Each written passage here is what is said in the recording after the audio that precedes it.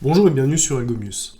Nous allons terminer avec cette vidéo la série commencée sur le diagramme des classes en UML. Nous avons vu en fait comment représenter nos données sur un diagramme de classe, nous avons vu quels étaient les différents éléments, nous avons vu les classes, les différentes associations, nous avons parlé de cardinalité, et nous avons fait un exemple aussi complet qui reprenait un petit peu toutes ces notions. Le but de faire une bonne analyse est justement d'avoir un programme de meilleure qualité. Et donc la pièce manquante pour l'instant à notre cheminement, c'est le passage de notre diagramme de classe vers un langage de programmation.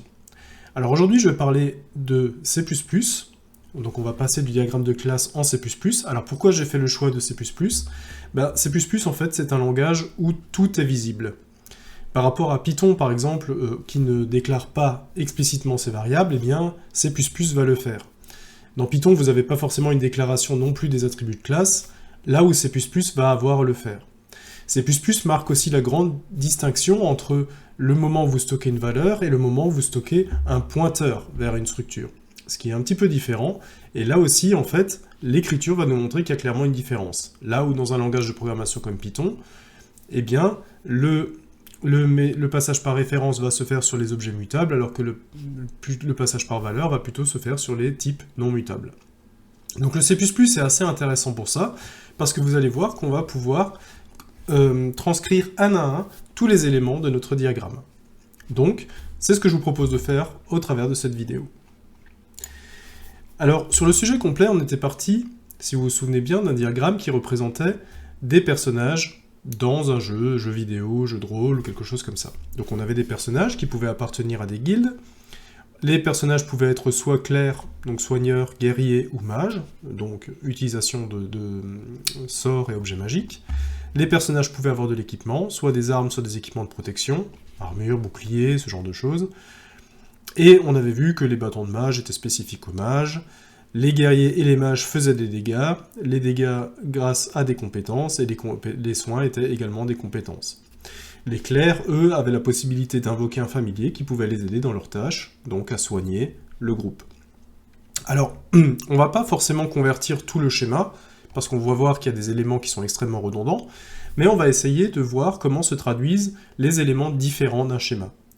Alors, qu'est-ce qu'on a comme éléments différents sur le schéma? Et bien déjà, on a les classes, on a des attributs de classe, donc les valeurs que peuvent prendre les différents attributs, on a des fonctions, c'est-à-dire des méthodes qui peuvent être appliquées sur la classe, et entre les différentes classes, on a des relations. Alors on a des relations d'héritage, par exemple entre personnage et clerc, parce qu'un clerc, c'est un personnage en particulier. On a des relations d'agrégation, comme par exemple entre la guilde et le personnage, puisqu'on peut dire par exemple que la guilde contient des personnages, enfin elle fédère des personnages. On a enfin une relation de composition entre familier et clerc, pour dire justement que là, la relation est encore plus forte. Le familier est vraiment la propriété du clerc et ne peut pas avoir de vie seul. Il ne peut pas avoir de vie indépendamment du clerc. En combat, si jamais on veut se souvenir, en combat, si le clerc était supprimé, eh bien le familier qui lui est lié serait supprimé également. Donc on voit vraiment que les deux éléments sont liés à la vie et à la mort. Et c'est pour ça que on est parti sur une composante plus forte, on est parti sur une relation de composition dans ce cas-là.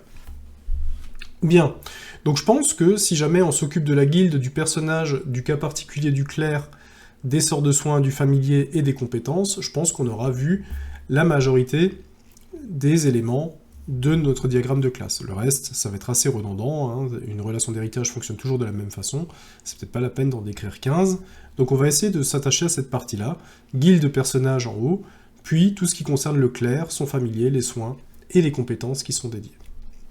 Ok. Alors comment ça marche tout ça? Eh bien déjà je vais ouvrir un Visual Studio Code pour que l'on puisse programmer. Je me suis créé un fichier qui s'appelle personnage.grandc, donc quand je l'utilise .grandc, c'est l'extension du C++, hein. Je vous rappelle, ça peut être grand C ou alors CPP, c'est comme C++ en minuscule, là je l'ai appelé grand C, et donc ça va permettre à Visual Studio de savoir que je vais utiliser le langage C++. Et donc la coloration syntaxique qui va s'imposer, ou les propositions de fonctions, vont être en lien direct avec le C++. Ok, donc je vais le faire un petit peu plus petit, qu'on ait de la place, et on va essayer de voir ce que l'on veut représenter.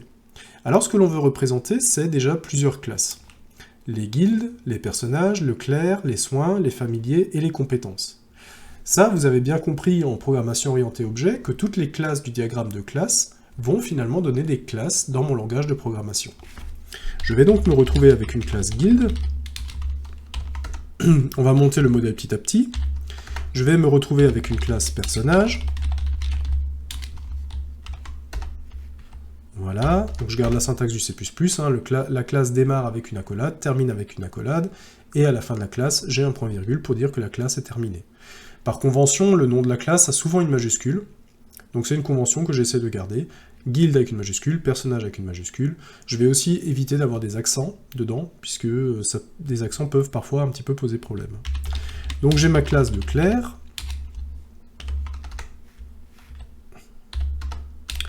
J'ai ma classe de familier. Voilà.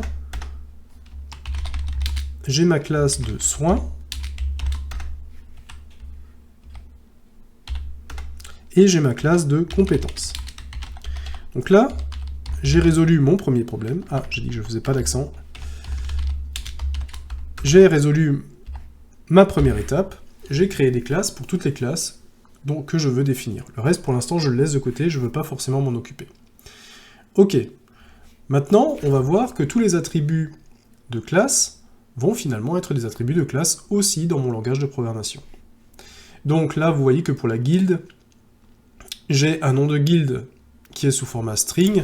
Donc là, je vais avoir un nom de guilde que je peux appeler comme ça. Et je vais lui donner un type, et donc en fait, le type string n'existe pas de base en C++. Alors je pourrais mettre un char étoile, pour dire effectivement que c'est la façon d'avoir une chaîne de caractères, mais là, si je veux coller vraiment à mon modèle, j'ai la possibilité d'inclure la classe string, en mettant include string, ici, et à partir de ce moment-là, je vais pouvoir utiliser la classe string qui se trouve dans la librairie standard. Donc std, string, nom de la guilde. Alors, puisque je vais utiliser pas mal de strings, visiblement, hein, pour le nom du personnage, les déités, les alignements, je vais encore faire en sorte que de pouvoir enlever la librairie standard et de dire que d'utiliser la librairie standard par défaut, et ça, je rappelle qu'en C++, ça se fait en faisant un using namespace std, qui va dire en fait à C++ que si jamais il y a une fonction ou un type que tu ne connais pas, cherche-le dans la librairie standard. Et donc ça m'évite de mettre la librairie standard en en-tête à chaque fois du type. Voilà. Donc ma guilde a effectivement un nom de guilde qui est une chaîne de caractères, donc un string. Donc c'est le seul attribut qu'elle a. Au niveau du personnage, alors ce que j'ai oublié aussi, c'est que tous les plus là donnent en fait l'accessibilité. Donc le plus signifie que toutes ces données-là sont en public. Donc en C++, je peux définir public, et tout ce qui suit sera défini en public. Si je voulais avoir une partie private, par exemple, je pourrais mettre simplement private, et tout ce qui suit serait en private. Alors là, sur mon schéma, je me suis pas trop embêté, j'ai tout mis en public, ce qui est peut-être pas forcément la meilleure chose à faire, hein, quand on fait un développement, mais pour nous simplifier la tâche, on va garder ça comme ça. Donc dans mon personnage, pareil, j'ai énormément d'attributs publics, et parmi ces attributs, qu'est-ce que j'ai? Eh bien, j'ai un nom de personnage, au format string, donc chaîne de caractères, et je vais me retrouver avec plusieurs entiers qui vont simuler finalement les caractéristiques de mon personnage. Donc je vais avoir sa valeur de force, je vais avoir sa valeur d'endurance, je vais avoir sa valeur d'intelligence, et je vais avoir sa valeur d'esprit. Donc ça, c'est typiquement dans les jeux, ça va nous permettre de savoir si la personne a assez de force pour infliger des dégâts, a assez d'endurance pour pouvoir survivre à certains dégâts, a assez d'intelligence pour lancer un sort, a assez d'esprit pour pouvoir regagner sa puissance magique. Ok. Donc là, pareil, avec le personnage, j'en ai terminé avec les attributs de classe. On va passer au clair. Là aussi, je vais passer sur du public, tout est en public, et je vais avoir string, donc le dieu auquel est affilié le clair, et je vais mettre aussi son alignement, puisque dans les jeux de rôle, d'habitude, on peut avoir des gens qui sont plutôt gentils, des gens qui sont plutôt méchants, des gens qui sont neutres, et ainsi de suite, et donc ça permettra de savoir dans quel alignement est le clair. On va passer maintenant à la notion de familier. Pareil, là aussi, j'ai que des attributs publics. Et dans le familier, donc j'ai qu'un seul attribut qui est le nom du familier. Voilà. Il me reste encore 2 classes à faire, le soin. Donc le soin, effectivement, j'ai 2 attributs qui sont un entier qui va me dire quels sont les nombres de points de vie rendus par le sort de soin. Hein, je rappelle qu'un sort de soin, c'est un sort qui est censé soigner les gens. Donc, il va dire chaque soin va être défini par le nombre de points de vie qu'il rend à la cible. Il a aussi un coût en magie, que j'ai aussi défini en entier, pour pas me poser de problème avec des nombres à virgule. Donc c'est le coût du soin, qui est également un entier. Et j'en ai terminé, encore une fois, avec les attributs de classe. Bon. Là aussi, public, cette fois-ci, je vais utiliser... J'ai aussi une chaîne de caractères qui va me donner le nom de la compétence. Donc c'est par exemple un soin puissant, un soin rapide, un soin sur la durée, et ainsi de suite. Chaque compétence va avoir un nom, et donc là je me suis occupé de tous les attributs. Ok, très bien, donc ça commence un peu à prendre forme. Ce que je vais faire maintenant, c'est m'occuper des méthodes. Donc vous voyez que j'ai plusieurs méthodes, à chaque fois, pour chacune des classes. Et bien les méthodes, ça va être les fonctions qui vont se retrouver dans mes classes. Donc là, vous voyez que toutes mes méthodes pour l'instant sont publiques, avec le petit plus devant, dans les conventions qu'on avait. Si on avait eu un moins, ça aurait été private, si on avait eu un dièse, ça aurait été protected. Donc là, je ne rentre pas trop dans les détails, pour l'instant, on va rester sur l'aspect public. Donc, dans ma guilde, par exemple, je vais avoir une fonction qui va me donner le nombre de membres actifs. Et là, je m'aperçois déjà que j'aurais peut-être pu faire un petit peu mieux sur mon schéma. Parce que si je veux le nombre de membres actifs dans une guilde, le nombre de membres actifs, c'est quoi? C'est finalement un entier, c'est le nombre de membres. Donc ça voudrait dire que normalement, ma guilde devrait me retourner, ma fonction membre actif devrait me retourner un entier. Donc, j'aurai une fonction de ce style-là. Int membre actif, j'ai une fonction qui me retourne un entier, qui me retourne le nombre de membres actifs.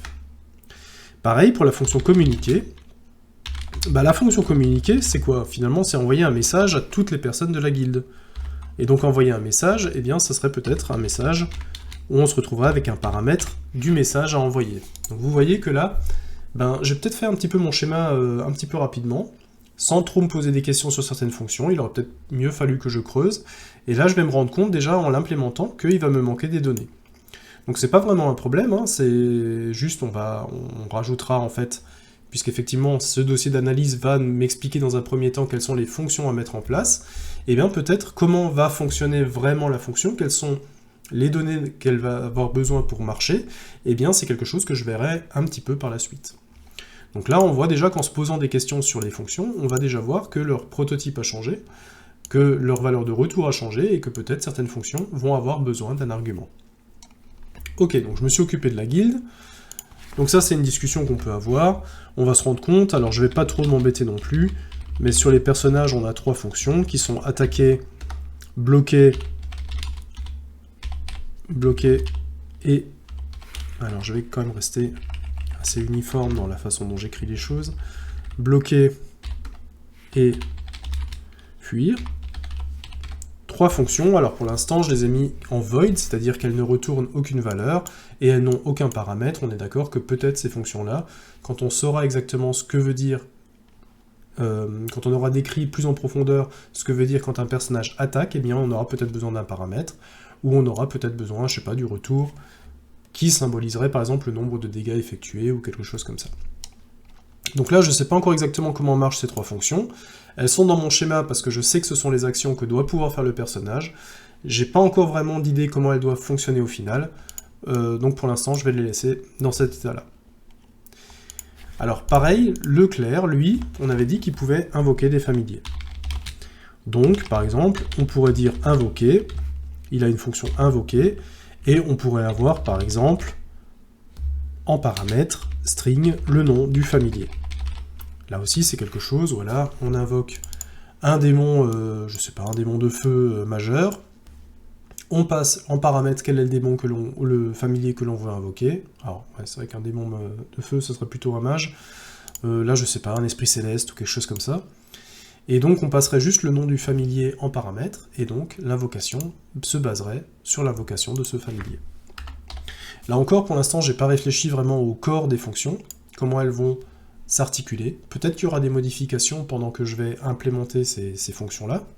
Peut-être bien, il y a peut-être des éléments auxquels pour l'instant j'ai pas pensé, et au moment d'implémenter le corps de la fonction, je vais me retrouver bloqué en me disant il me manque une information cruciale pour pouvoir mener à bien ce que j'ai à faire. Bon, bah pour l'instant, je vais simplement faire la liste, un peu comme une checklist de toutes les fonctions dont je vais avoir besoin. Alors le familier, lui, qu'est-ce qu'il peut faire? Eh bien, en fait, on peut libérer un familier, c'est-à-dire qu'on peut le renvoyer de là où il vient. Ça, j'ai le droit de le faire. Je peux pouvoir modifier son comportement. Je peux par exemple le rendre passif, je veux par exemple qu'il soigne une seule cible, je veux par exemple qu'il s'occupe du groupe en entier, et je veux lui donner la possibilité d'apprendre des compétences. Alors je vais enlever le S à compétences, il va les apprendre une à une, et là aussi, modifier son comportement, peut-être qu'à un moment donné, j'aurai un paramètre ici qui va donner le nouveau comportement. Pareil, si je veux qu'il apprenne une compétence, peut-être que je vais devoir lui donner la compétence à apprendre en paramètre de la fonction. Là aussi, pour l'instant, comme je vous l'ai dit, je ne sais pas comment s'articuleront les corps de ces différentes fonctions, donc il y aura peut-être des choses à rajouter petit à petit. Donc on arrive tout doucement à la classe de soins. La classe de soins n'a pas de méthode de classe. Donc celle-là, je n'y ajoute rien pour l'instant. Les compétences, elles ont 3 méthodes de classe. Elles ont déclenché, elles ont apprendre,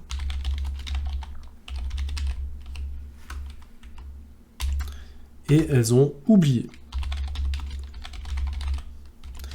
Alors là, pareil, on se rend compte qu'on va avoir une compétence va être apprise, par exemple, par un familier ou par un clerc.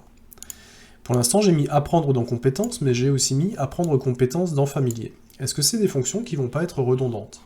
Est-ce qu'à un moment donné, il n'y en a pas une de ces deux-là qui va être en trop? C'est peut-être quelque chose dont je vais me rendre compte aussi pendant l'implémentation.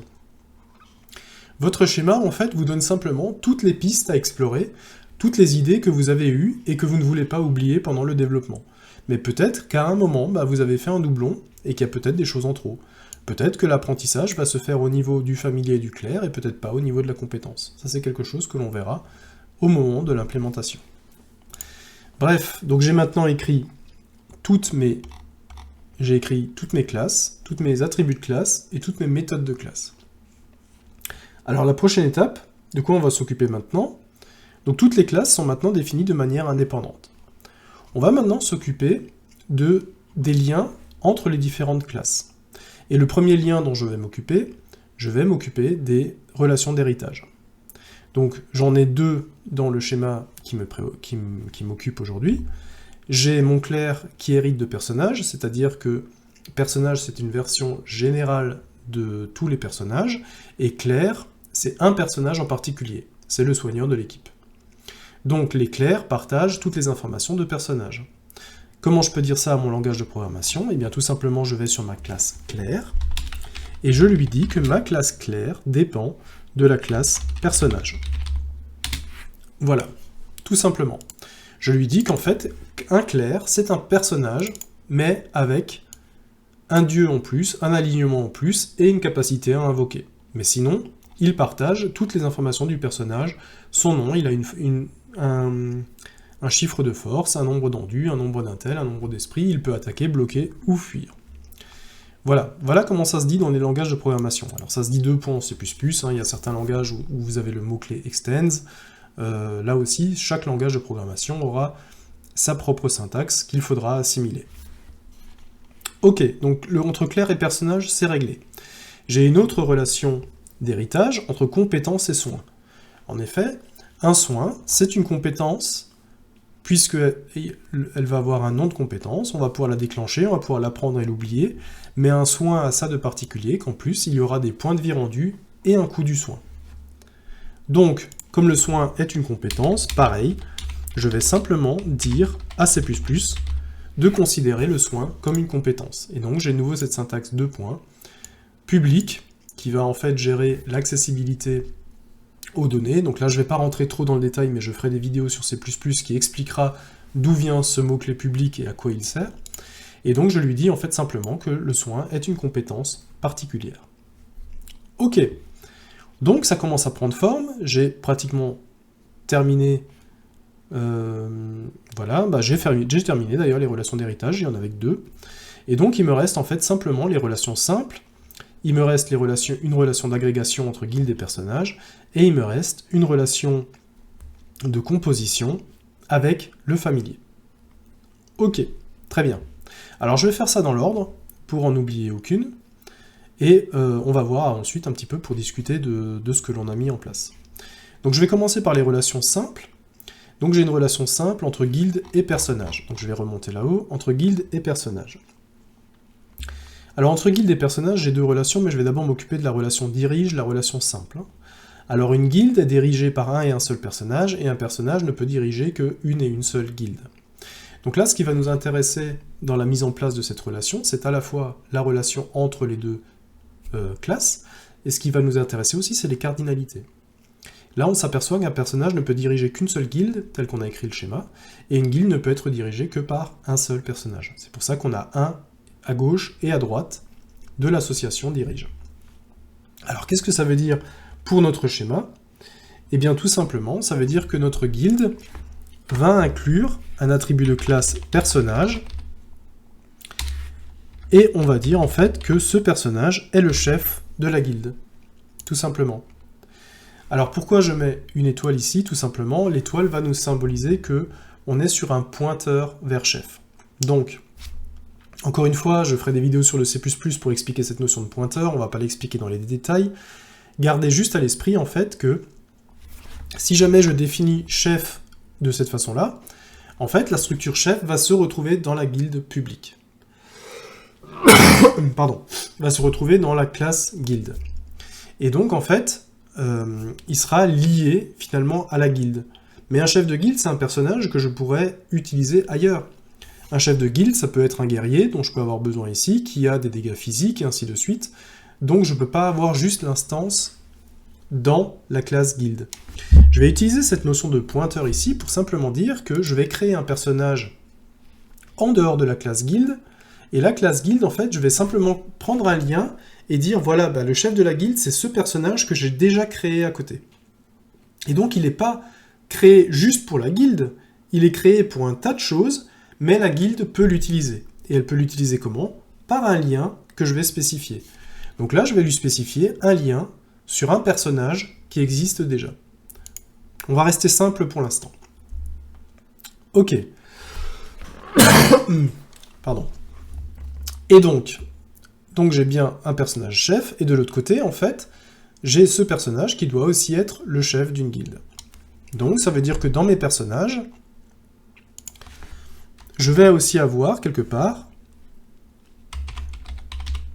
un objet de type guilde, et un objet de type guilde qui va pointer, par exemple, qui va dire chef, pour savoir en fait de quelle guilde je suis le chef. Donc la guilde, oui, je l'ai écrit avec un E, c'est pour ça qu'il ne me le reconnaît pas. Voilà, donc là, alors autant la guilde a un chef qui est un personnage, et autant mon personnage est le chef d'une guilde. Je peux l'écrire guilde aussi.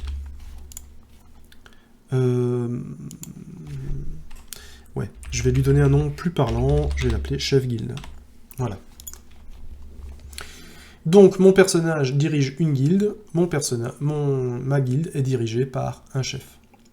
Et là en fait on revoit cette notion de cardinalité, parce que si jamais ma guilde avait pu être dirigée par plusieurs chefs, et bien ici j'aurais été obligé d'utiliser une structure tableau. C'est-à-dire que j'aurais dû dire que finalement je peux avoir plusieurs chefs.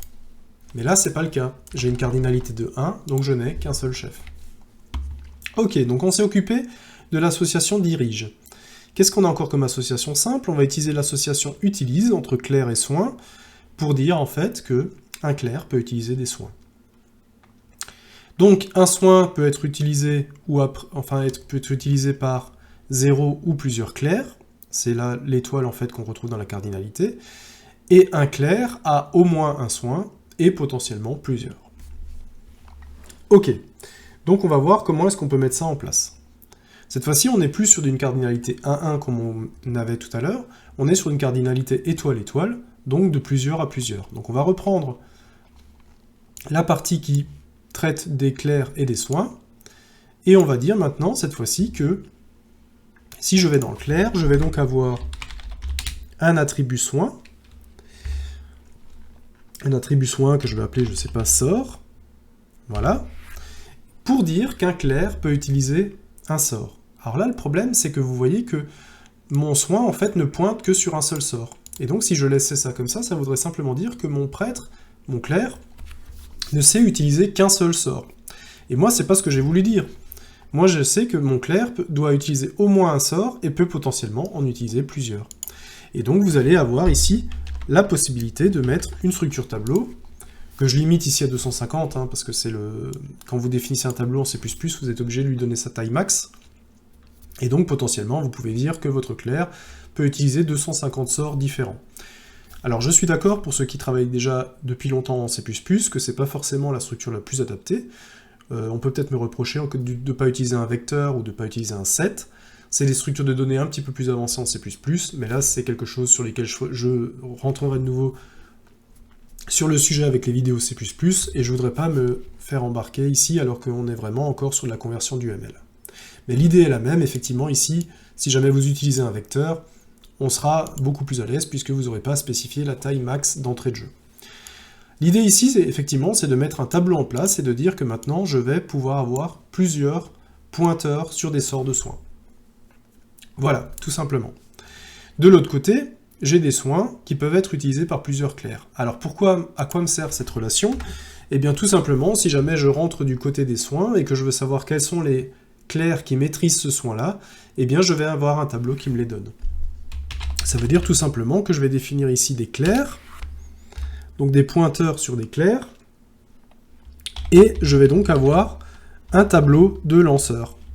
Encore une fois, j'ai de nouveau un tableau, parce que ma cardinalité me dit de nouveau que pour un sort de soin donné, je pourrais avoir plusieurs clercs qui peuvent s'en servir. Donc j'ai de nouveau un tableau, parce que j'ai une cardinalité étoile. Ok, donc cette relation utilise, elle a été mise en place. Bon, bah si on a compris cette relation-là, en fait, la relation assimile entre le familier et le soin, elle va être exactement pareille.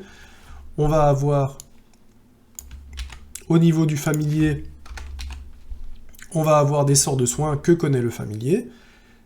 C'est de nouveau un tableau parce que le familier, on a dit qu'il pouvait connaître plusieurs sorts de soins. Et au niveau du soin, eh bien, si on veut savoir quelle est la liste des familiers qui savent utiliser un sort, eh bien, de nouveau, on va avoir, je sais pas comment je vais l'appeler, fan 250, et on va de nouveau avoir un tableau, ce qui va nous permettre, si jamais on en a besoin, d'interroger un sort de soin et de savoir quels sont les clercs qui peuvent le lancer et quels sont les familiers qui peuvent le lancer. Et donc on n'aura accédé qu'à ces deux tableaux pour pouvoir accéder à ces sorts-là.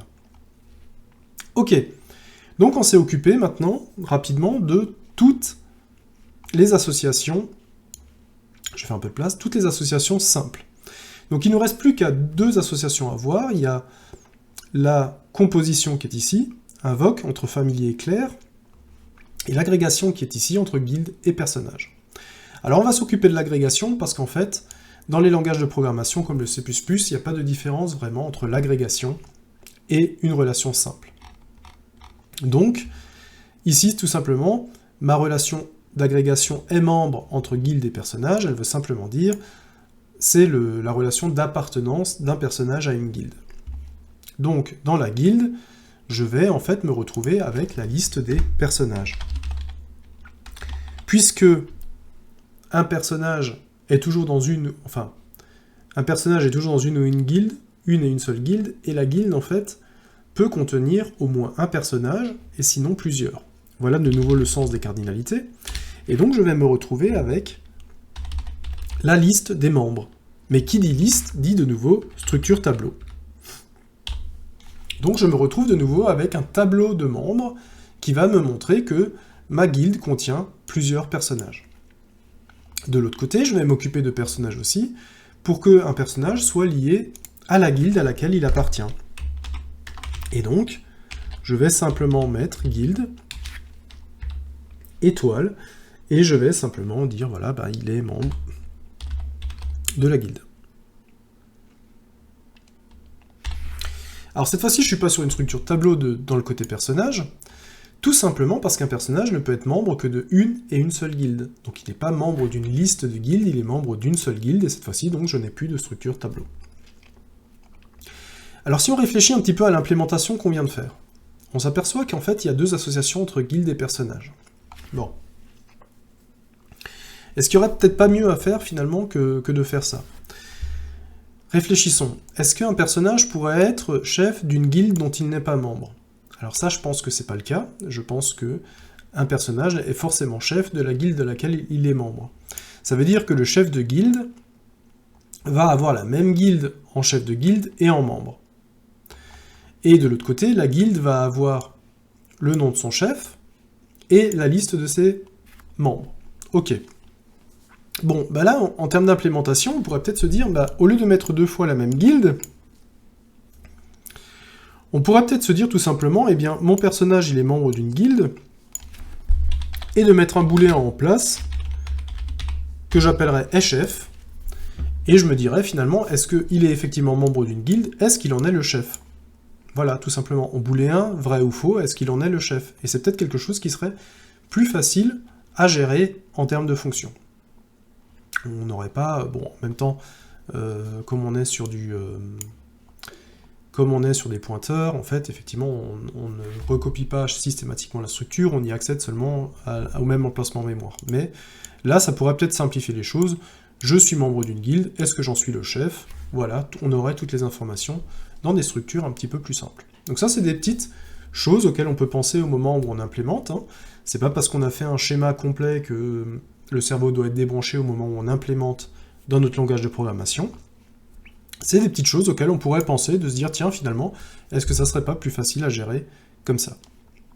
Donc là, on a bien le membre des deux côtés, c'est-à-dire qu'une guilde va nous permettre de savoir quels sont les membres de la guilde, au travers du tableau membre de 250 occurrences, et le personnage va nous permettre dans le personnage, on va savoir si un personnage est chef de la guilde dont il est membre. Donc en fait, on a bien résolu le problème qui nous était posé. On a toutes les cartes en main. Ok. Dernière chose, maintenant, on va s'occuper de la relation invoque entre le familier et le clerc. Et donc, cette fois-ci, entre le familier et le clerc, on va juste, en fait, se retrouver en sachant que un familier, un clerc, peut, d'après les cardinalités, invoquer 0 ou plusieurs familiers, et qu'un familier est toujours invoqué par un et un seul clerc. Et donc là, vous voyez que cette fois-ci, j'ai une relation de composition, et donc la relation de composition va faire en sorte que je vais dire que le familier ne peut pas être détaché du clerc. Donc je ne veux pas qu'on puisse créer un familier en dehors de l'existence d'un clerc qui l'invoque. Et donc la seule chose que je vais faire ici, c'est que je vais créer que mon personnage clerc a la possibilité d'invoquer plusieurs familiers. Donc je vais lui mettre des familiers, et il va pouvoir en créer plusieurs, donc il va pouvoir en invoquer plusieurs. Là, comme c'est une relation très forte de composition, en fait, je ne vais pas créer le lien inverse, c'est-à-dire que je ne vais pas créer la notion de clerc dans le familier. Parce que je vais dire tout simplement que ce que je vais créer dans mon modèle, je vais créer un personnage qui est de type clerc, et à chaque fois que je vais vouloir gérer un familier, je vais systématiquement passer par l'objet clerc. C'est lui qui va gérer le familier, puisque le familier est lié à la vie et à la mort du clerc. Donc je ne vais jamais, finalement, utiliser les méthodes du familier en direct. Je ne vais pas libérer directement un familier, mais je vais demander au clerc de libérer son familier. Je ne vais pas demander au familier de modifier son comportement, mais c'est en passant par le clerc va demander à modifier le comportement. Et donc, en fait, je n'ai pas besoin que le familier connaisse son clerc. La seule chose dont j'ai besoin, c'est que le clerc connaisse la liste de ses familiers. Et donc ça, c'est une petite différence par rapport aux associations que l'on a vues tout à l'heure. Comme le familier est directement intégré dans la partie clerc, eh bien, je n'ai pas besoin d'avoir le sens du retour. Alors on pourrait aussi se dire tout simplement, je ne suis peut-être même pas obligé de créer un pointeur, hein. Je pourrais déclarer tout simplement les structures familiers carrément dans le personnage, c'est-à-dire qu'un personnage pourrait avoir ses familiers à lui, qui lui sont propres. Là, avec la cardinalité que j'ai, ça pourrait être le cas. Alors, si je fais ça, eh bien en fait, je ne peux pas gérer, par exemple, que plusieurs clercs pourraient invoquer le même familier. Puisqu'en fait, là, je ne partage plus les familiers. J'ai plus un pointeur, j'ai vraiment le familier qui est vraiment intégré dans la structure du prêtre. Alors, ça pourrait être fait comme ça, hein, puisque là, si je regarde bien mes cardinalités, un familier n'appartient qu'à un et un seul clerc. Donc, effectivement, je pourrais l'écrire comme ça. Et donc, tout ce qui est la structure familier, tout ce qui concerne la structure du familier, serait reporté directement dans la classe clerc. Ça pourrait être comme ça. Bon, l'expérience montre quand même que en passant par des références, en fait, c'est un petit peu plus compliqué à gérer, mais on se rend compte qu'on a quand même des choses qui vont aller beaucoup plus vite au niveau des recopies ou ce genre de choses. Là aussi, c'est quelque chose sur lequel je m'étendrai beaucoup plus sur les vidéos vraiment C++ qui tiennent vraiment lieu au langage. Encore une fois, cette vidéo, elle veut vraiment montrer que quand on part d'un diagramme de classe, en fait, chacun des éléments que l'on trouve dans le diagramme se reporte assez facilement dans un langage de programmation. Bon, alors où on en est? On a géré toutes les classes, on a géré tous les attributs, on a géré toutes les méthodes, on a géré toutes les associations simples, les relations d'héritage, on a géré les agrégations et les compositions, on s'est appuyé sur les cardinalités pour comprendre notre schéma. En fait, on a fini. Donc on a maintenant, si vous voulez, l'architecture de notre programme C++, donc il n'y a pas encore le corps des fonctions, hein, ça c'est quelque chose qui va venir maintenant. On va essayer de voir comment est-ce qu'on peut utiliser ces fonctions, comment on peut écrire le corps, il y aura peut-être des informations manquantes que l'on va devoir ajouter, mais là on a déjà le squelette de notre programme. Donc c'est ce que l'on voulait, et donc maintenant, ensuite, on pourra commencer avec la phase de développement à proprement dite, mais en tout cas, on a un bon découpage, on a créé les classes qui conviennent bien à notre programme, à notre problème, on a toutes les entités, on les a mis en valeur, on a mis toutes les associations entre ces entités en valeur, et maintenant on est sûr de partir sur un squelette fiable qui va nous amener en fait sur une programmation performante. Donc, troisième vidéo qui concerne le diagramme des classes. Donc on est parti vraiment sur une première vidéo où on a vu tous les éléments qui constituaient le diagramme. Une deuxième, on a vu un exemple concret, comment est-ce qu'on peut organiser tous ces éléments. Et maintenant, en fait, troisième vidéo qui montre comment, finalement, passer du diagramme à un langage de programmation. Donc j'ai envie de dire que la boucle est un peu bouclée, et j'espère aussi vous avoir montré que finalement, une bonne analyse au départ va faire en sorte que l'on va structurer un programme vraiment beaucoup mieux, qui va être beaucoup plus compréhensible, et ensuite, un programme compréhensible, eh bien, ça va aussi nous aider parce que ça va être beaucoup plus facile à programmer dedans. À partir du moment où le découpage est bien fait, eh bien, vous allez savoir tout de suite ce qui est une action d'un personnage, ce qui est une action d'un familier, ce qui est une action qui n'est faisable par un personnage uniquement s'il est mage, et ainsi de suite. Et donc, le découpage que vous avez pris du temps à faire va en fait vous simplifier la programmation et va rendre votre programme très clair. La clarté du programme, c'est pas seulement pour vous en tant que développeur, c'est aussi parce que les projets informatiques étant de plus en plus vastes, eh bien vous allez travailler de plus en plus avec d'autres personnes, vous allez de plus en plus travailler en équipe, et le fait que votre programme soit clair à comprendre, ça va être un avantage majeur pour travailler en équipe. Voilà, donc on a terminé la boucle, on en termine justement sur ce cours sur le diagramme des classes. J'espère que vous avez trouvé ça intéressant. Moi en tout cas je le trouve intéressant. C'est un petit peu dommage que parfois cette partie analyse passe des fois un petit peu à la trappe, en se disant bon on n'a pas trop le temps, on va tout de suite se lancer dans le développement, parce qu'on s'aperçoit en fait qu'une analyse mal faite, eh bien en fait va nous faire perdre énormément de temps pendant la phase de programmation.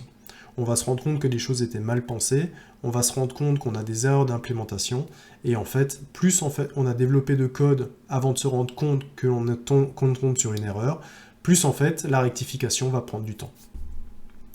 Donc j'espère vous avoir convaincu de ça, de vous avoir convaincu qu'une bonne analyse en fait va vous faire gagner du temps au final sur vos développements. Et si je suis arrivé à vous faire comprendre ça, eh bien j'ai fait 90% du message que je voulais vous faire passer. Donc je vous dis à bientôt pour la suite. On va pareil faire sur les autres diagrammes UML, on va les illustrer avec un exemple et on va voir aussi directement quelles sont les répercussions des différents diagrammes sur les langages de programmation que nous utilisons. À bientôt!